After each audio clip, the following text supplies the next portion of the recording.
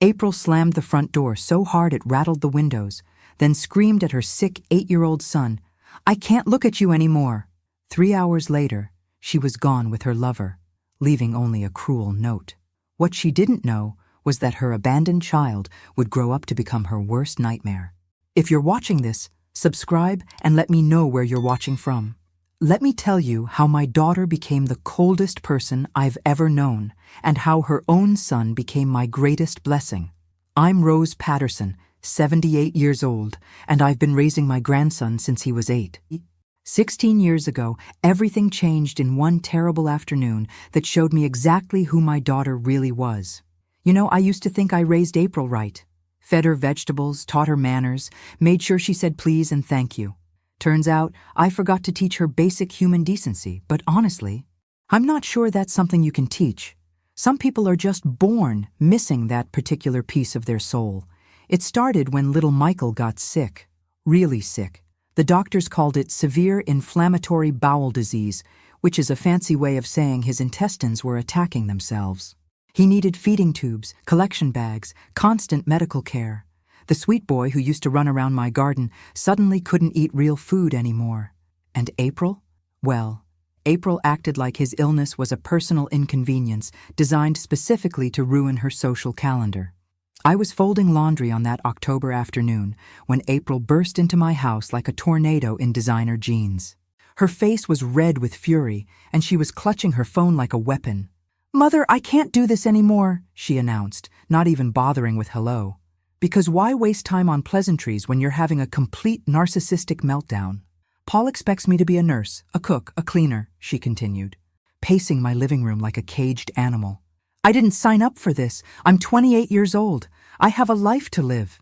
"Honey, Michael needs you right now," I said gently, setting down the towel I was holding. "He's scared and—" "I don't care," she shrieked. "I don't care if he's scared. I don't care if he needs me. I care about me." Her voice carried through the house, and I prayed Michael couldn't hear her from his bedroom upstairs where he was resting. Here's what April didn't tell me that day. She'd been having an affair with Marcus, some yoga instructor she'd met at her fancy wellness center. You know, because nothing says spiritual enlightenment like abandoning your sick child for a man with abs.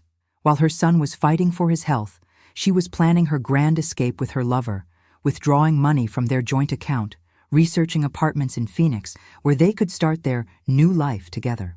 "April, please," I begged, watching the stranger wearing my daughter's face.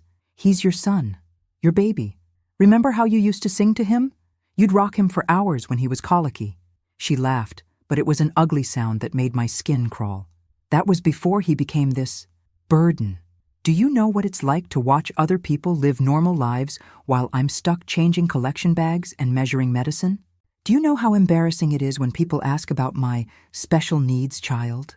I stared at my daughter, this woman I'd carried for 9 months, nursed through childhood illnesses, celebrated every milestone with, and realized I didn't recognize her anymore. "When did you become so selfish?" I whispered. Her eyes turned ice cold, and for a moment I saw something that genuinely frightened me. When I realized that being a good mother was ruining my life, Mother, and I refused to let that continue. The way she said mother, like it was a curse word, like my very existence was an insult to her, told me everything I needed to know about what was coming next. The next morning, I woke up to Michael crying and Paul's frantic phone call saying April was gone. But nothing could have prepared me for what I found in that kitchen, or how a simple piece of paper would reveal the true depth of my daughter's cruelty. On the counter sat 2 envelopes. One addressed to Paul, thick with what I later learned were divorce papers and custody relinquishment documents. The other, barely a scrap of paper, had my name scrawled across it in April's hurried handwriting. I opened it with shaking hands and read the most heartless words I'd ever seen. "Take care of him. I have a life ahead of me. I can't deal with this. Not, I'm sorry. Not, I love you both." Just a cold dismissal of her responsibilities, like she was returning a defective appliance instead of abandoning her family.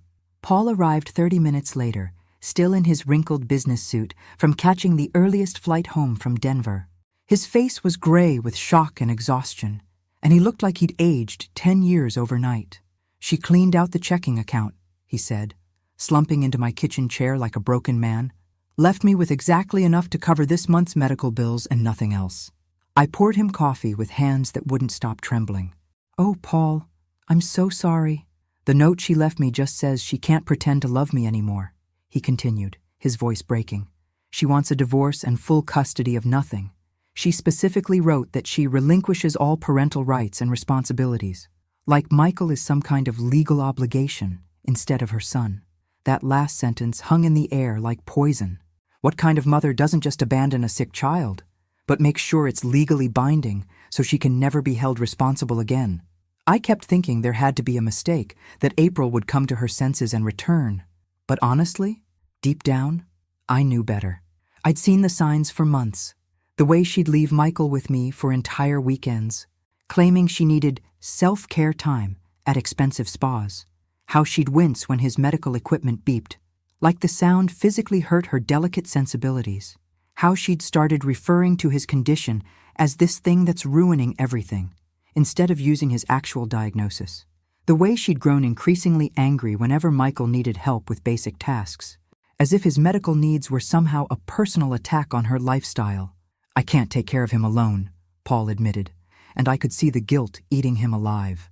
My job requires constant travel. I'm gone 3 weeks out of every month.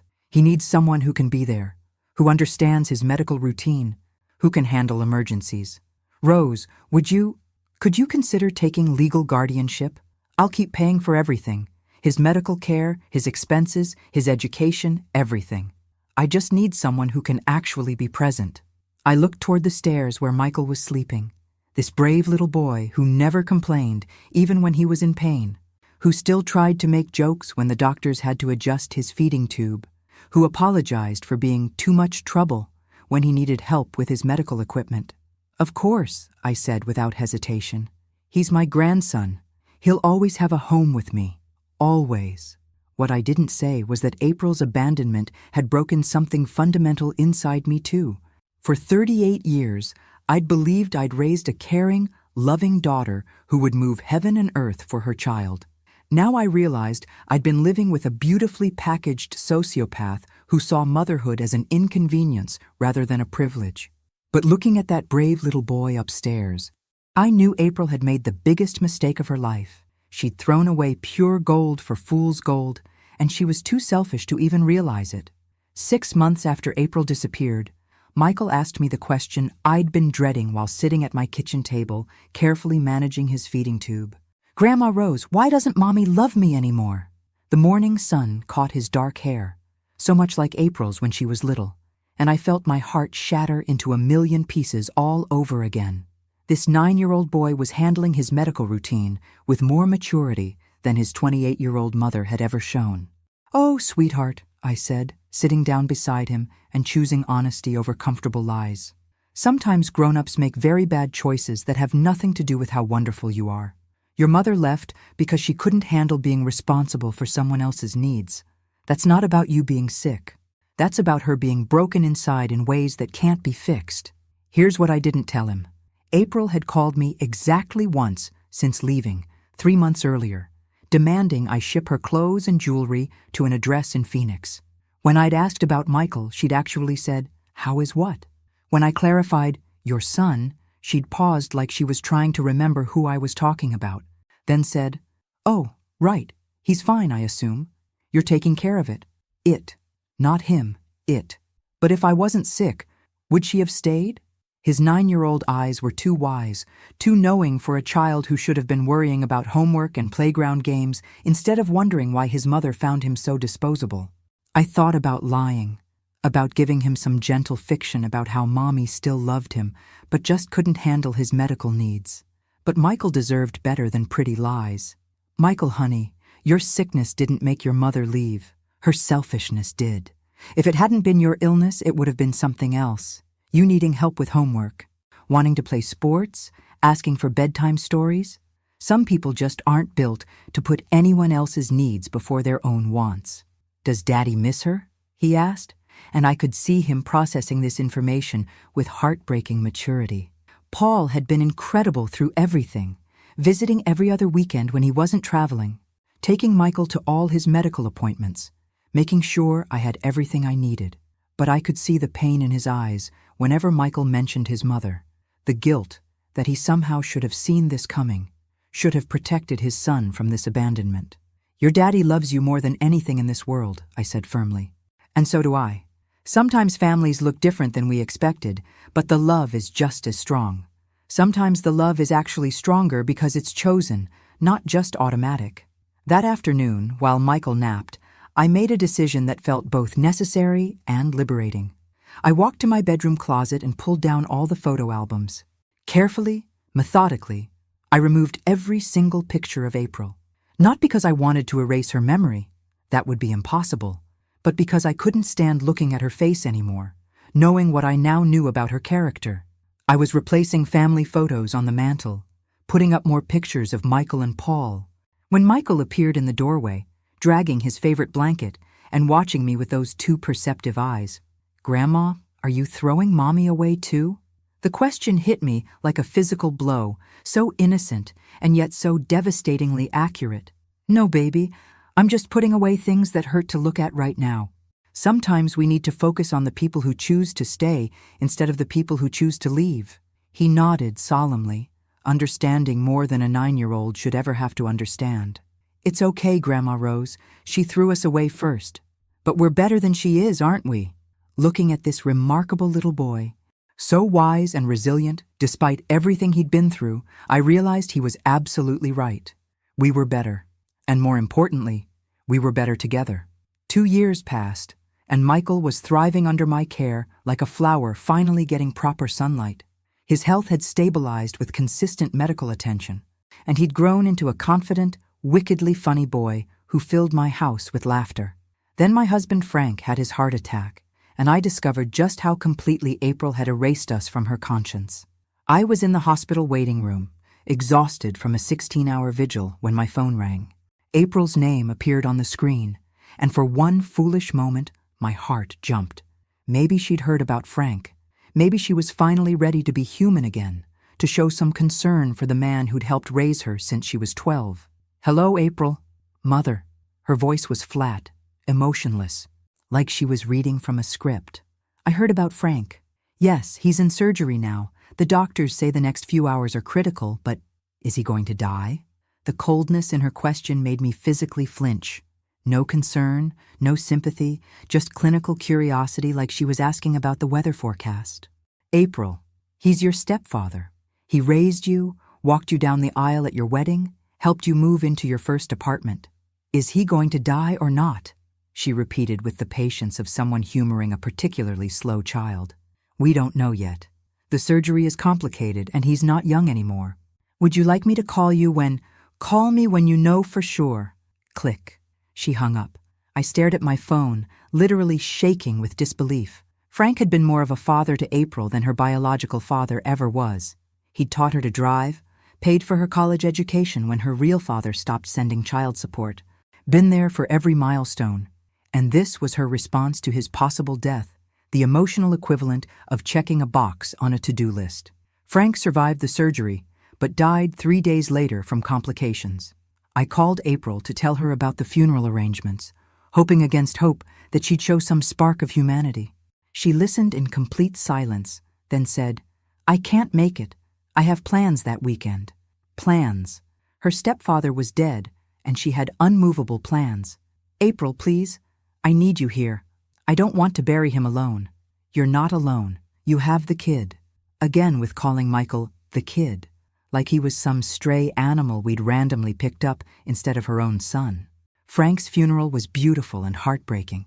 Michael, now 11 and tall for his age, stood beside me in his black suit that Paul had overnighted from Dallas, holding my hand as we said goodbye to the man who'd been like a grandfather to him. Paul flew in from Seattle to be there, because that's what family does. They show up when it matters. My neighbors came, my church friends, even Michael's doctors and nurses who'd grown to love this special boy.